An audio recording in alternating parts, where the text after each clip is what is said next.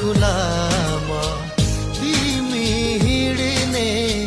बाटो भरी डाँडाहरू तन्झ्याउला मुस्कुराउनु यसै गरी